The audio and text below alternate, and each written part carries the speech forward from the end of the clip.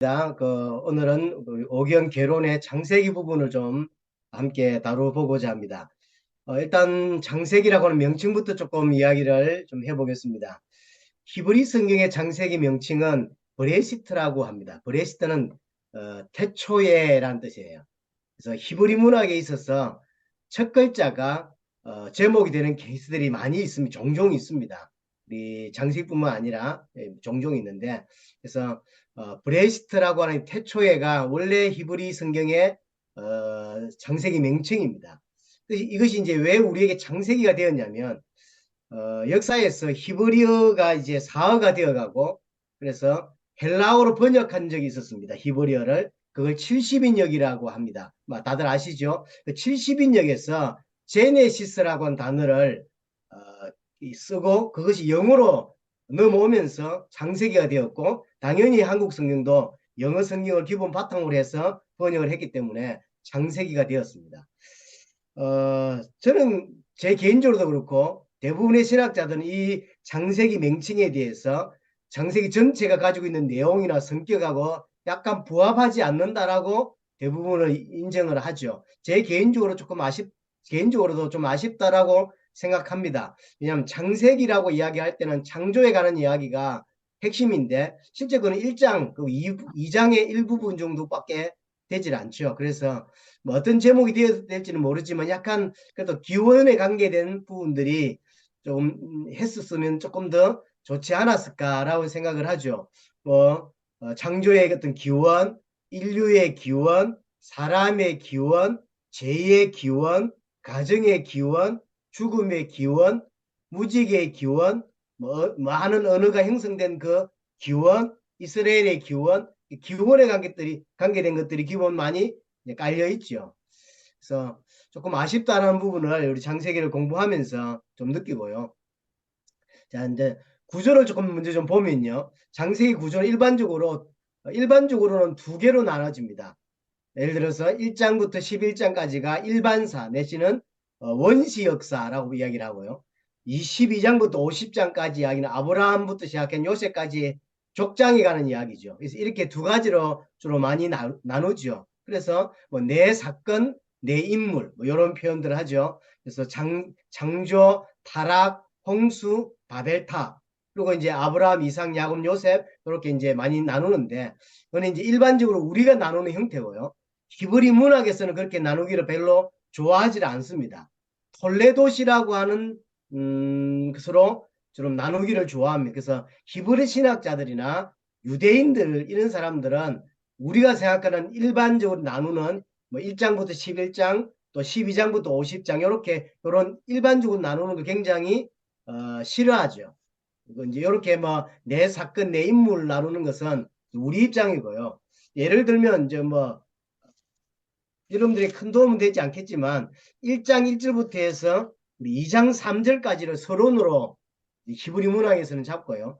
2장 한번 보실까요? 2장에 보시면 4절에 보시면요. 2장 4절에 이것이 천지가 창조될 때에 하늘과 땅의 내력이니라고 되어 있죠. 내력이라는 단어가 톨레도스예요.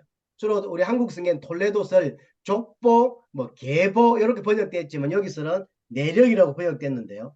여기서부터 시작해가지고 11개의 톨레도 이야기가 나옵니다. 이게 이제 히브리 문학에서 창세기를 나누는 이제 방식인 거죠. 그래서 첫 번째 톨레도시 2장 4절이고 두 번째 톨레도시 5장 1절이에요. 5장 1절에 보시면 이것은 아담의 계보를 적은 책이다라고 하죠.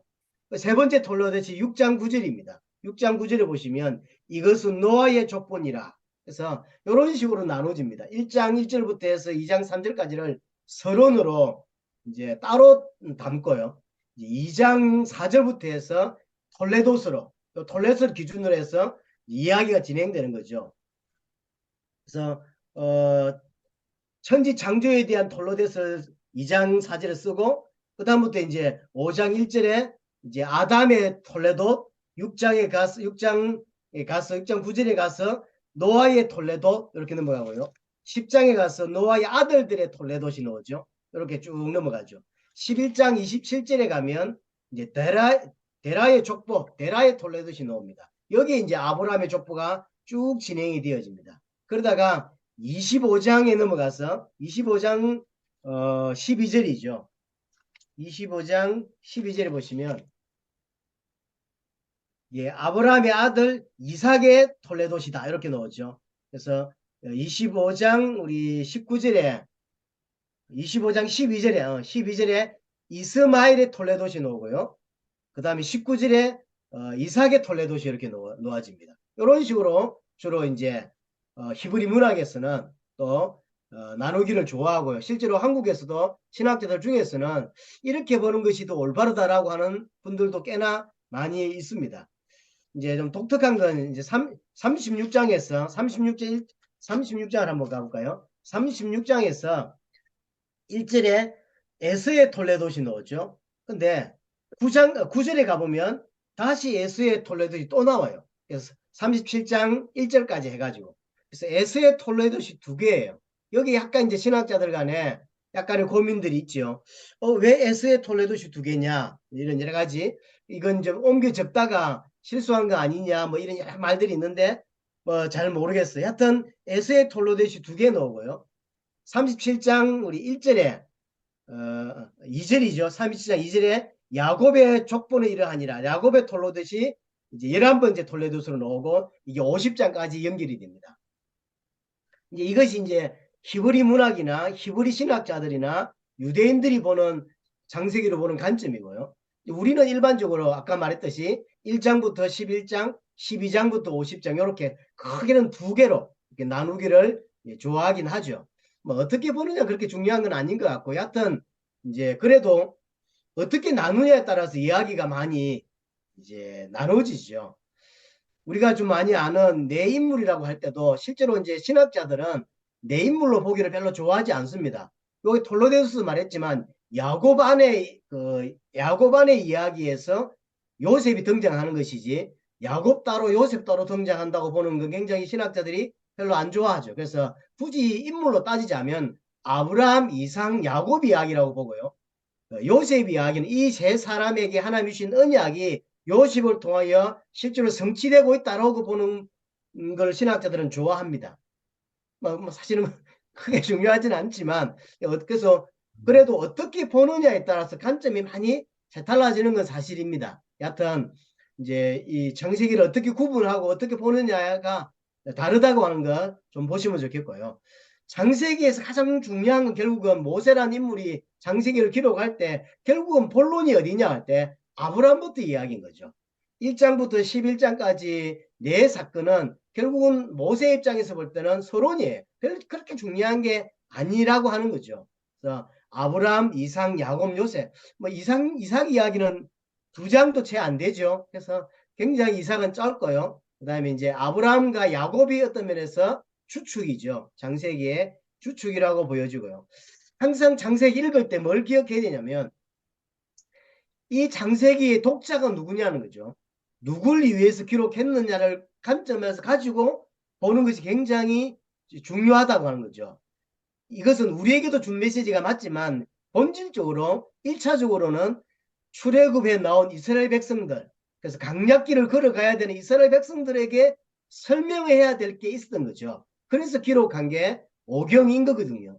그래서 그 관점으로 이제 창세기도 보는 것이 올바릅니다. 그래서 여러분들이 이스라엘 민족이라고 생각해 보세요. 430년 동안 애굽에 노예되어 있다가 이제 갑작스럽게 나와서 출애굽을 했고 그래서 강약길을 걸어가고 시내산에 도착하고 이런 과정들이 있습니다. 이 사람들에게 뭔가를 설명해 줘야 돼요. 그래서 창세기가 나온 거거든요. 그래서 자기들이 알고 있는 아브라함, 이삭, 야곱 맨날 알고 있는 이야기죠. 이 사람들이 어떻게 형성되었고 부름받았는가가 그들에게 굉장히 중요하죠. 그래서 하나님이 자기들의 조상 아브라함이나 야곱이나 요셉을 어떻게 부르셨는지 그리고 그들이 부름받아서 여러 가지를 거치면서 어떻게 믿음이 형성되어 왔는지 아브라함이 부름받자마자 완전 믿음의 사람이 된 게 아니거든요. 창세기 22장까지 가죠. 요 세월이 수십 년이란 말이죠. 이 수십 년 기간 동안에 계속 순종과 불순종을 반복하다가 창세기 22장은 드디어 자기가 가장 사랑하고 자기가 가장 아꼈던 아들 이삭을 바치는 사건을 통하여 온전히 하나님께 순종하는 자가 되었다. 이 말은 이제 진짜 하나님을 믿는 자가 되었다라고 하는 이야기잖아요. 이 이야기가 성경 전체에 반복되는 이야기입니다. 하나님이 한 개인을 부르시고 그 개인이 믿음을 가지고 또 믿음으로 걸어가는, 믿음으로 만들어가는, 신약 성경으로 말하자면 너희의 구원을 두렵고 떨림으로 이루라고 이야기하잖아요. 그래서 출애굽이 구원의 시작이지 구원의 완성이 아니에요. 이제 그 구원을 향하여 걸어가야 되고 믿음을 만들어가는 것이죠. 우리도 그렇죠. 부름받아 가지고 하늘나라 갈 때까지 믿음으로 성장해 가는 과정이 우리의 과정이죠. 그 가운데 거룩이라고 하는 하나님을 닮아간다고 하는 이런 내용도 있고 옛날 애굽의 사상, 애굽의 가치관을 다 빼내고 하나님의 나라에서 맞는 사상, 새 하늘과 새 땅에 맞는 사람으로 만들어가는 모습들. 이게 같은 내용이지만 어떻게 보냐에 따라서 거룩이라고 하나님을 닮아가는 자다라고 이렇게 표현할 수도 있고 신앙의 성장이다 또는 뭐 이렇게 표현할 수도 있는 것이고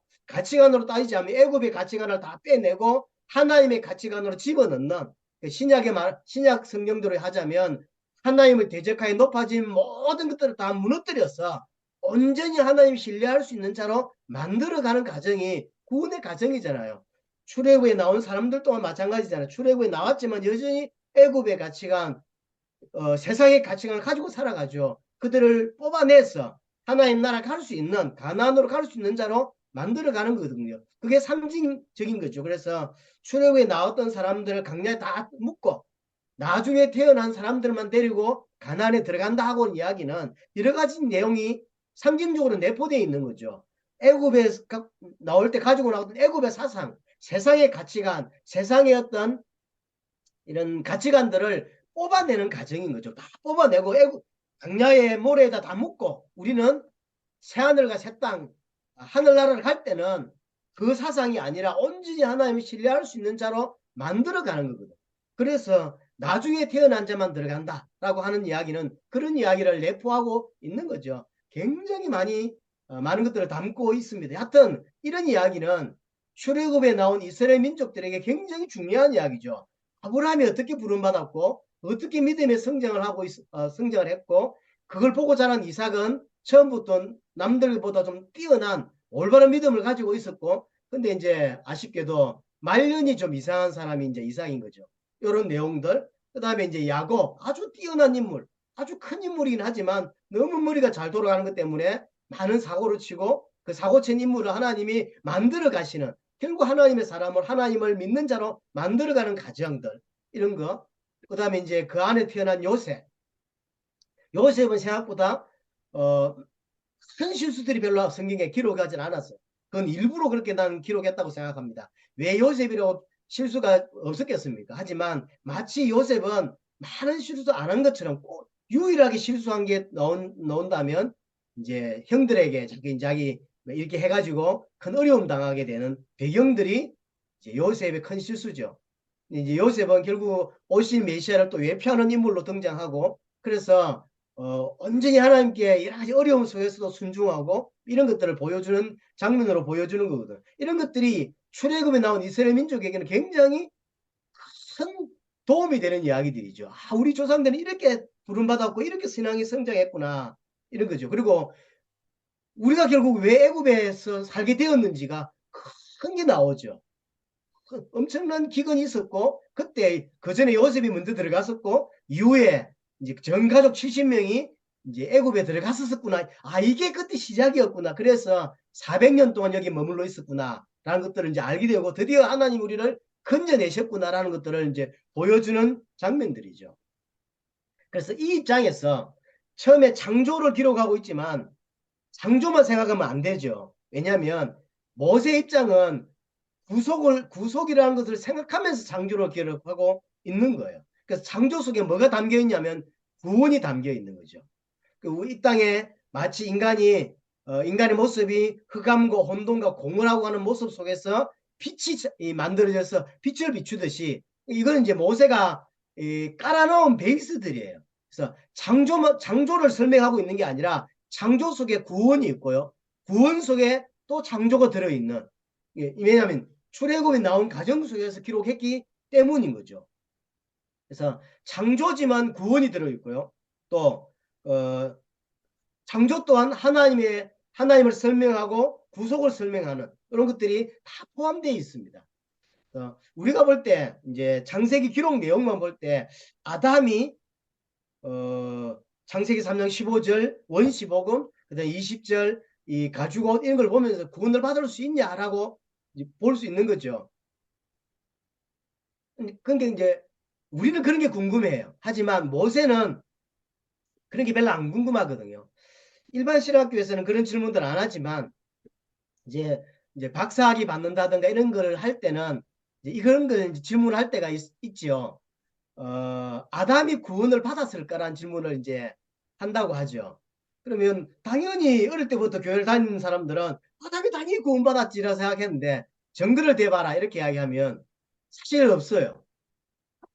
창세기 3장 15절 그다음 20절 외에는 없는데 이제 그걸 기록한 모세 입장에서는 그렇게 중요한 게 아닌 거예요.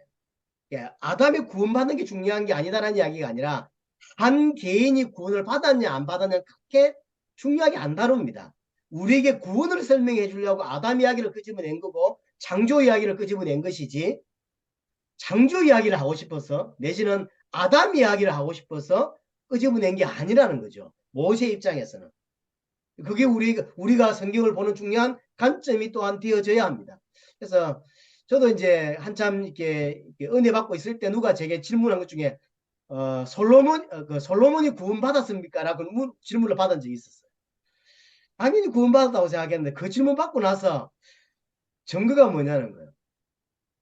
그래서 지금도 가끔 신학자들까지 농담하는 게 있어. 그게 뭐냐면 솔로몬 진짜 구원받았어라는 거예요. 아무도 모릅니다.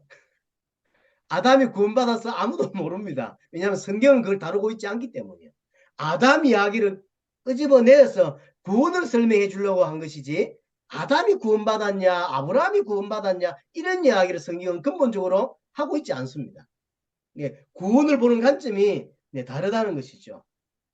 하여튼 창세기에서 가장 중요하게 다루는 것은 아브라함부터 요셉까지의 이 사건이지 앞의 이야기는 이제 좀 그렇게 중요하게 다루고 있지는 않습니다.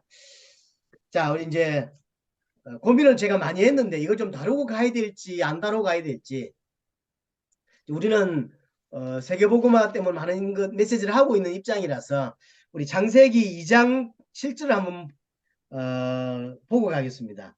제가 이걸 참 많이 고민했는데 오늘 아침까지만 해도 고민을 좀 했습니다. 이걸 하고 갈까 말까를. 자, 창세기 2장 7절 한번 보겠습니다. 이거는 우리 메시지 하는 것에서 12강과 27강에서 많이 다루고 있는 부분이라 제가 고민이 많았습니다. 2장 7절에 보시면 여호와 하나님이 땅의 흙으로 사람을 지으시고 생기를 그 코에 불어넣으시니 사람이 생명이 되니라 라고 되어 있죠. 생기를 불어넣으시니 사람이 생명이 되었다.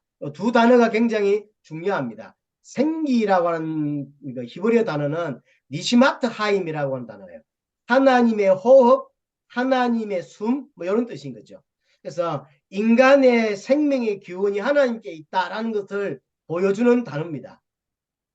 그러면 동물들은 숨이 없나요? 동물들은 생명이 없나요? 생명이 있어요.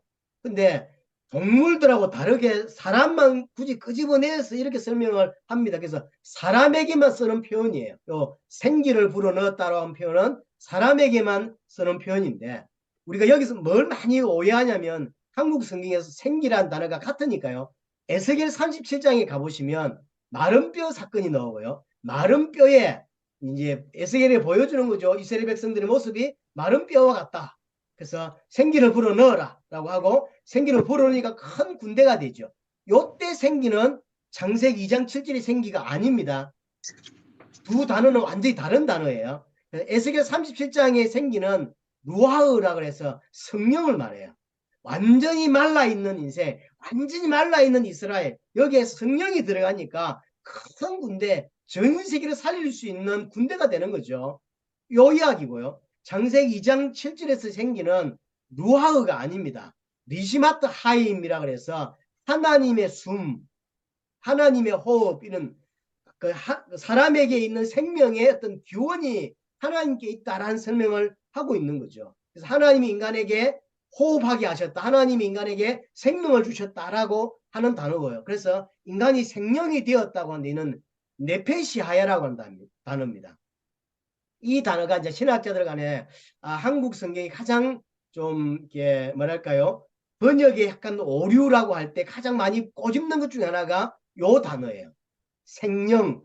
우리가 생각할 때는 하나님이 우리에게 생기를 불어넣어서 생명이 되었다. 그래서 하나님 때문에 행복하고 하나님 때문에 살고 마치 인간이 영적인 존재가 되었다라고 번역하기가 아주 좋은 단어가 생명인 거죠.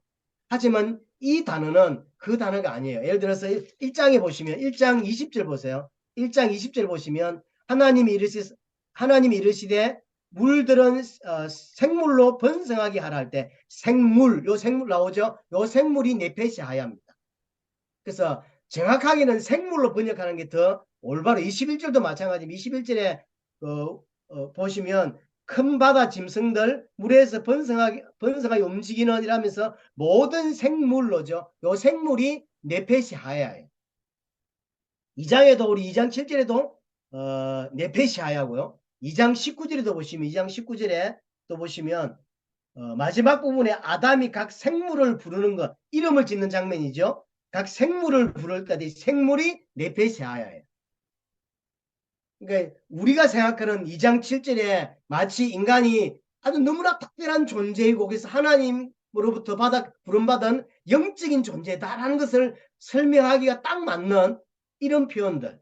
그래서 우리는 이런 쪽에 오류를 많이 범하죠. 그래서 가끔씩 성령이 우리에게 들어오니까 우리가 완전히 살게 되었다라고 해석을 하기도 하거든요. 굉장히 잘못된 해석일 수밖에 사실은 없습니다. 그래서 제가 이걸 설명을 하고 가야 될지를 수백 번 고민했던 것 같아요. 요 네페시하야라는 단어는 구약 성경에 한 750번 넘게 나와요. 많은 동물들과 또 생물들, 짐승들, 나는 새들에게도 네페시하야라는 단어를 씁니다. 아마 제 개인적으로는 한국의 이 성경을 번역한 신학자들이 언어학자들이 번역을 하면서 본인들은 알았을 거예요. 하지만 우리에게 영적인 걸 조금 더 가미시키기 위해서 이렇게 번역하지 않았나 저는 개인적으로 생각하는데 그래서 오해를 낳게 되었다고 생각을 합니다. 그래서 사람에게도 네페시하야를 새에게도 네페시하야를 짐승에게도 네페시하야를 씁니다. 우리가 이제 오류를 범하지 말아야 될 게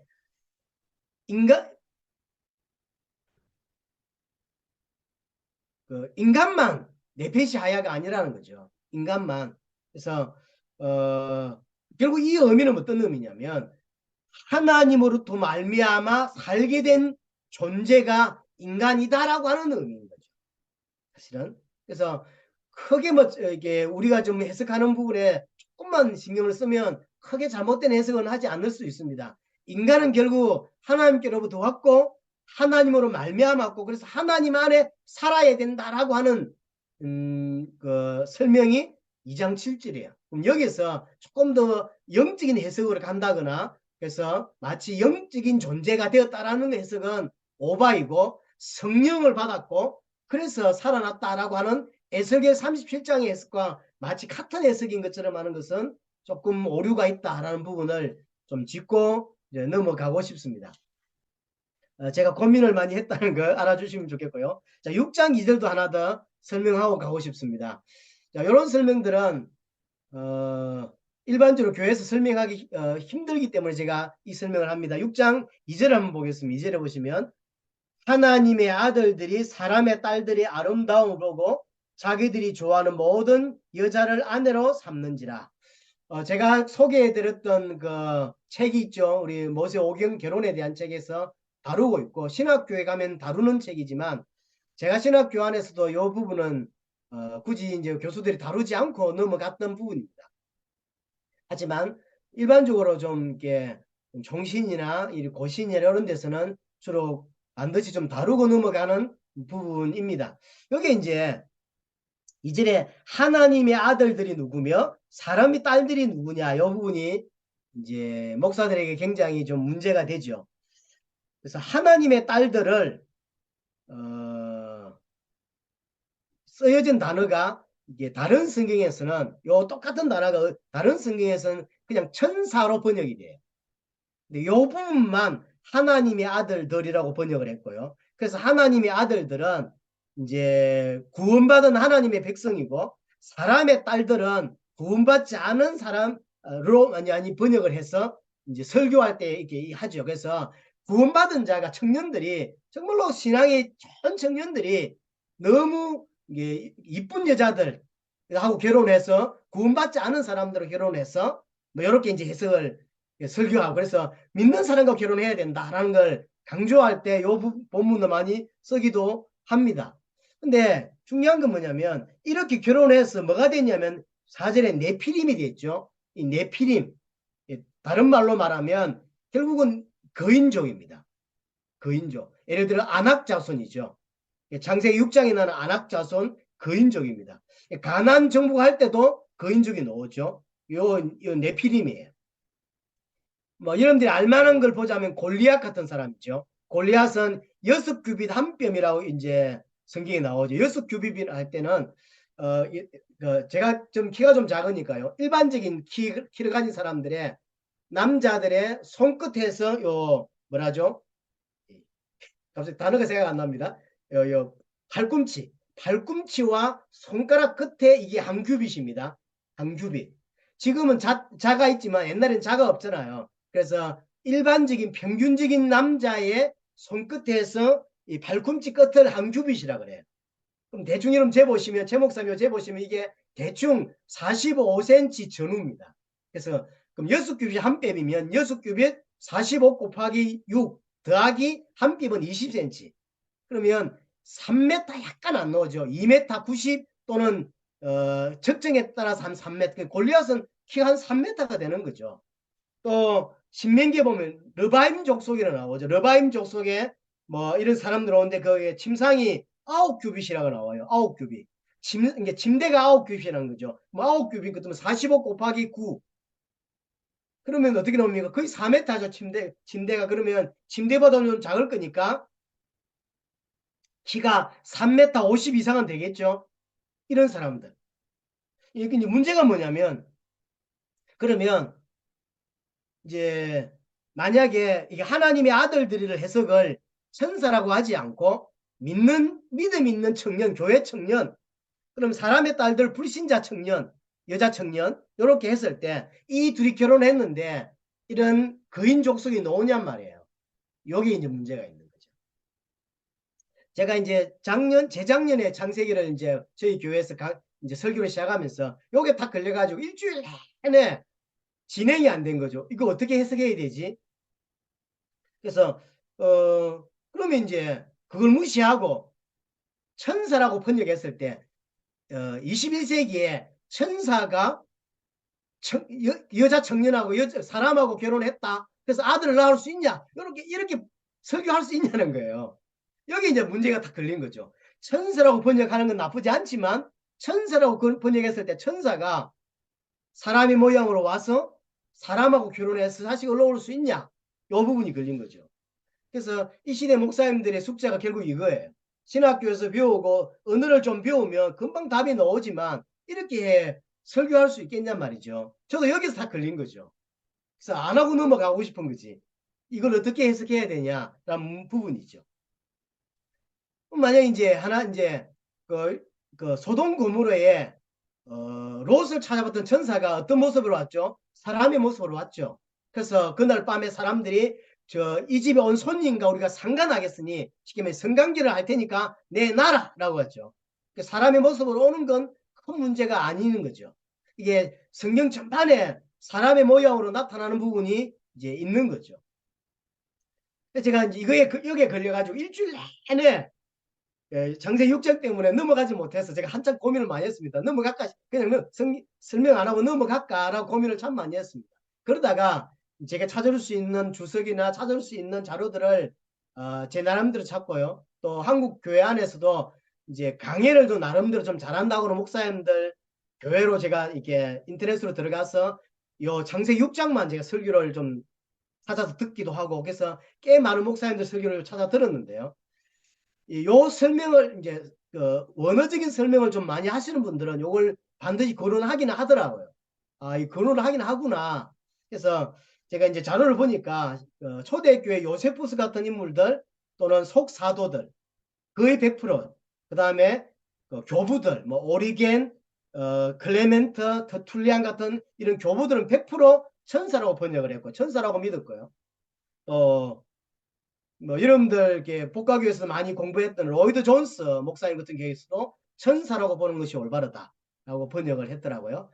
한국에는 제가 무슨 사랑 침례교회입니까? 무슨 침례교회죠? 정동수 목사라고 있습니다. 뭐 혹시 아시는 분 아실 건데 킹 제임스 버전으로만 설교하시는 목사님 있죠. 이분 설교를 제가 들으면서 이분은 그런 이야기를 하세요. 한국 목사님들이 왜 이 부분을 그냥 믿음 좋은 청년, 그 다음에 불신자 청년 이렇게 해석하기를 좋아하냐면 21세기에 이렇게 천사라고 말하기가 너무 어렵다는 거죠. 중요한 건 모든 요 단어는 다 천사라고 해놓고 요 부분에만 한국 성경에는 하나님의 아들들이라고 했고 영어 성경에도 하나님의 아들들인 것처럼 번역이 돼 있어요. 그래서 제가 킹 제임스 버전도 확인했는데 여기서도 하나님의 아들들로 번역했는데 여기서 이제 문제가 있다는 거예요. 하나님의 말씀을 내가 지금 해석이 안 되니까 고치는 게 올바르지 않다.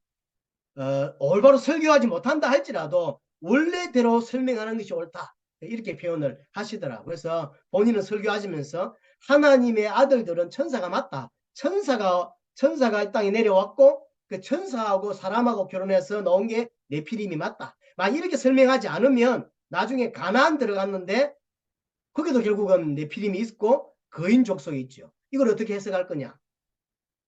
이거 말이 안 된다. 그래서 성경 그대로 하는 게 맞다라고 이제 주장을 하시더라고요. 유대인들은 100% 천사라고 이해를 합니다. 유대인들은 신학자들은 대부분 이렇게. 우리는 그냥 설교할 때 하나님의 아들들을 그냥 믿음 좋은 사람, 그 다음에 사람의 딸들은 이제 이쁜 불신자 청년들 이렇게 해석해도 크게 문제가 없는 것처럼 보이긴 합니다. 문제는 이제 이 세 가지 해석이 있는데요. 제가 첫 번째 해석을 했고 두 번째 해석은 큰 힘을 가진 족장들, 부족의 왕들 있죠. 이런 사람들을 하나님의 아들들로 번역을 한다는 거죠. 이제 여기에 문제는 뭐냐면 이렇게 그럼 자기가 원하는 사람 여자들을 골라서 결혼하면 거인족이 나오냔 말이에요. 요 문제가 걸리죠. 세 번째가 뭐냐면 셋의 후손들이라는 거죠. 셋의 후손들이 언약 없고 하나님 믿지 않는 셋의 후손들이 아니 구별된 셋의 후손 반대죠. 구별된 셋의 후손들이 뱀의 후손들과 결혼을 했다라고 하는 이렇게 해석을 하는 거죠. 믿음 있는 청년들 똑같은 거죠. 믿음 있는 청년들이 불신자 뱀의 후손들하고 결혼했다. 그러면 이제 두 번째, 세 번째 해석의 문제가 뭐냐면 그렇게 결혼하면 지금도 교회 청년들 중에서 믿는 남자 청년이 믿지 않는 여자 청년하고 결혼한 케이스들이 있잖아요. 그럼 내피림이 나오냐고 요 문제가 걸리는 거죠. 거인이 안 태어나거든요. 거인이 언제 태어나냐면 딱 요 케이스에만. 성경에서 분명하게 설명하는 건 요 케이스입니다. 하나님의 아들들이 사람의 딸들과 결혼했을 때. 요 문제가 해석이 안 되는 거죠. 이걸 굳이 제가 끄집어낸 것은 1차적으로 알아야 될 부분과 그것을 지금 우리에게 맞게 이제 설교하는 것은 좀 다른 차원이라 저는 개인적으로 생각을 합니다. 제가 이제 우리 성도들에게는 요 설명을 다 했고요. 그래서 천사로 보는 것이 올바르다라는 설명을 했고, 다만 지금 우리는 이걸 그대로 지금도 이런 일이 벌어지고 있다 이렇게 설명할 것이 아니라 좀 해석은 다르게 제가 했습니다. 이제 1차 해석과 2차 해석은 좀 다를 수 있으니까요. 하지만 이 부분은 이제 성경을 볼 때 어떻게 보는 것이 더 올바르냐는 좀 다른 차원이라고 생각해서 제가 조금 건드렸습니다. 참고했으면 좋겠고 큰 도움은 안 되죠. 하지만 제가 설명하는 이런 거예요. 여러분들이 큰 도움 되는 건 최 목사님 하시는 거고 저는 들어도 괜찮고 안 들어도 괜찮은 정도만 설명을 합니다. 여하튼 요런 부분도 성경 안에 있다라고 한 부분들 좀 알고 계셨으면 좋겠습니다. 자, 다음은 홍수 이야기를 한번 해보겠습니다. 6장부터 이제 9장까지 나오는 홍수 이야기를 좀 해보겠습니다. 두 가지 해석이 있습니다. 물론 우리는 전 세계적인 홍수, 전 세계적 홍수로 믿습니다. 하지만 어떤 신학자들은 국지적인 홍수로 믿습니다.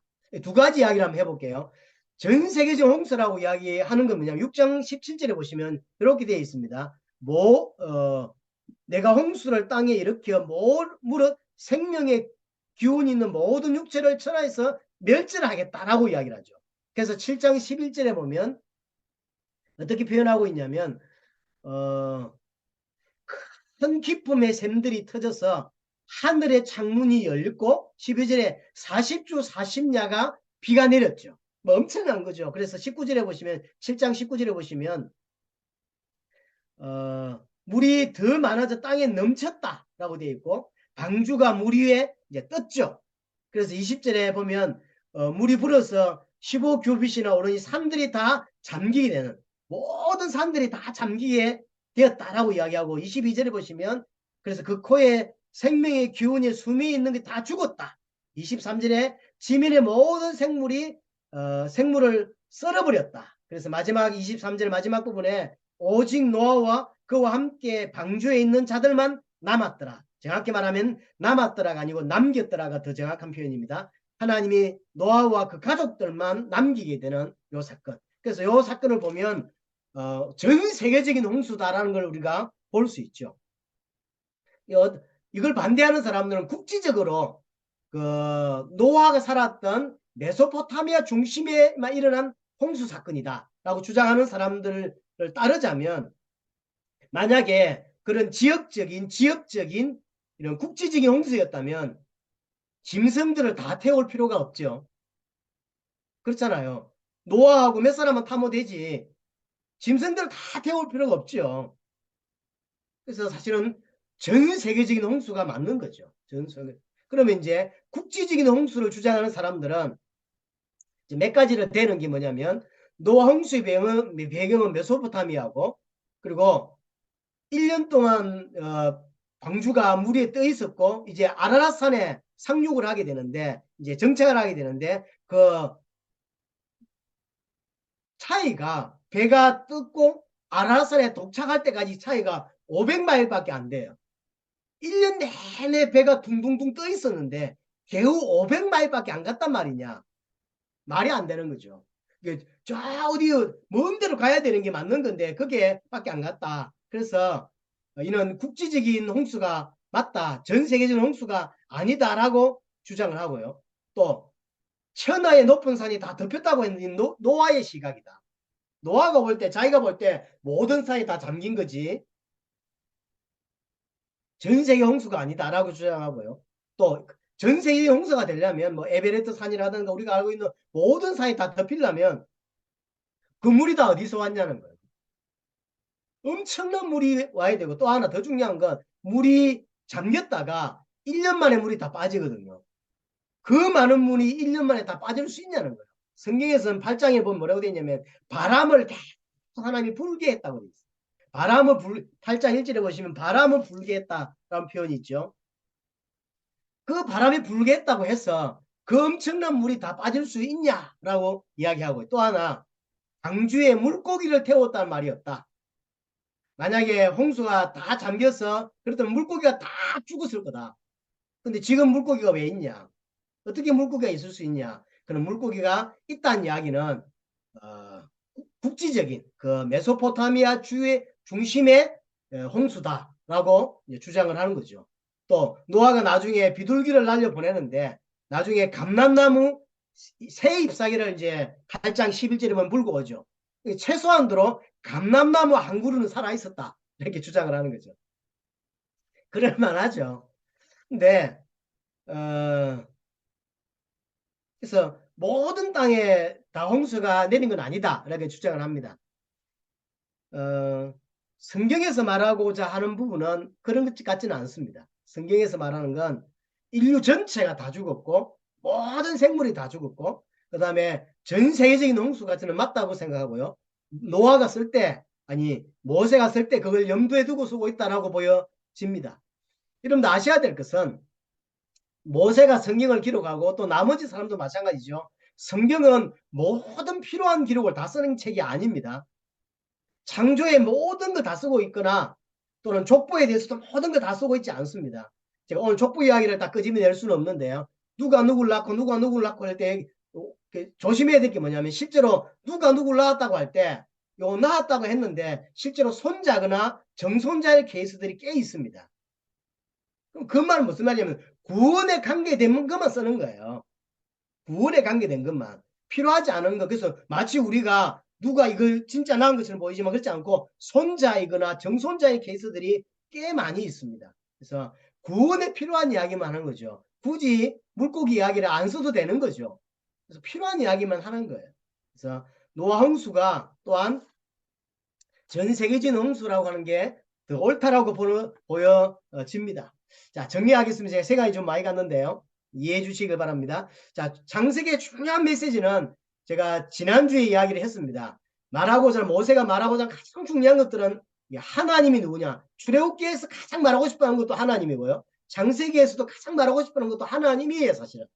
하나님이라는 사실. 그러면서 그 하나님이 무엇을 하고 있는지를 설명해 줍니다.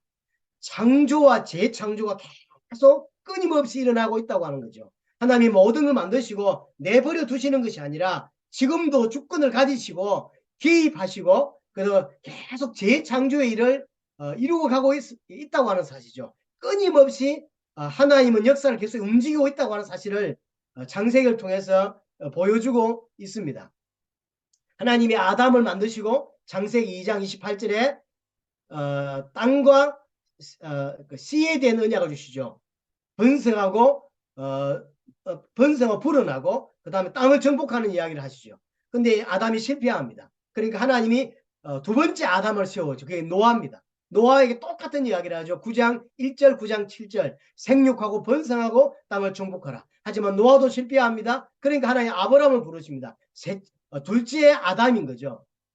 그래서 똑같이 창세기 12장 1절에서 2절에 똑같이 번성하고 불어나고 그 땅을 정복할 것을 이야기하죠. 하지만 아브라함도 실패합니다. 그래서 하나님은 이제 개인이 아니라 이스라엘을 부르시죠. 셋째 아담으로 부르시고 계속 하나님이 재창조일을 계속하고 있고 마지막 아담이신 그리스도를 보내서 온전히 이제 순종하는 것을 보여주게 됩니다. 그래서 세 번째 아담까지가 창세기 이야기라고 보시면 되죠. 창조하시고 재창조하는 이야기를 계속 하고 있습니다. 그것을 하나님의 주권을 가지고 이루고 있다고 하는 것을 우리에게 보여줍니다. 하나님은 창조 이후에 방관자로 가만히 계신 것이 아니라 계속 개입하시고 계속 우리 인생 안에 들어오셔서 계속 일하고 계시다고 하는 것이죠. 아브라함을 부르시고 노아를 부르시고 모세를 부르시듯이 지금도 우리를 그렇게 부르시고 있는 것입니다. 그러면서 하나님의 계획을 이루어가고 있다는 것을 보여주고 있습니다. 창세기 내용을 좀 더 많이 살펴보면 좋겠지만 시간상 그럴 수는 없고요. 이제 아이토라인만 또는 개론적인 이야기만 계속 하고 있습니다. 다음 주에 창세기 이야기 조금 더 할 수 있을지는 모르겠습니다. 가능하다면 그냥 출애굽기로 좀 넘어가려고 합니다. 왜냐하면 장들마다 조금씩 다루어야 되는 부분들이 많기 때문에 그렇습니다. 들어주셔서 감사하고 가능하면 다음 주는 출애굽기로 제가 넘어가도록 하겠습니다. 감사합니다.